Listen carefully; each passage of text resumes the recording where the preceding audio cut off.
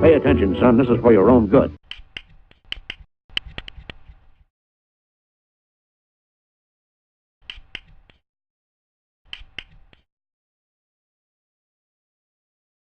We LA commuters who use the various subway lines to get around town have been waiting 18 years since 1996 for the Purple Line, which currently ends at Wilshire and Western, to resume its westward march to the sea, or at least to West LA.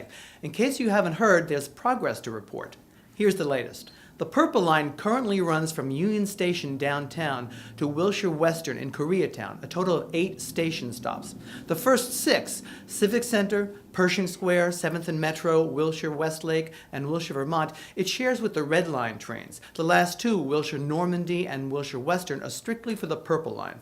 That's where things have stood and stagnated for years now. But pre-construction work is now underway for 3 new stations to be built and extend the Purple Line service 4 miles further west into the Miracle Mile and Fairfax districts, up to the eastern edge of Beverly Hills. Those new stations will be located at Wilshire La Brea, Wilshire Fairfax, and Wilshire La Cienega. Pre-construction mostly consists of relocating underground utility lines and pipes, gas, electricity, that could interfere with or be affected by construction along the 4 miles the subway tunnels will travel. Crews have to bore through the paved concrete streets and actually move the pipes. If you ride the 20 or 720 Metro bus lines, you've probably seen the right-hand traffic lanes along Wilshire Boulevard coned off and dug up. Work takes place overnight, 8 p.m. to 6 in the morning, to minimize impact on traffic. Since the 1980s, Metro's been acquiring property along the expected subway route in anticipation of the construction. Some property will be used permanently for operating the Purple Line. Some property is needed only during the construction process and will be sold once things are up and running again.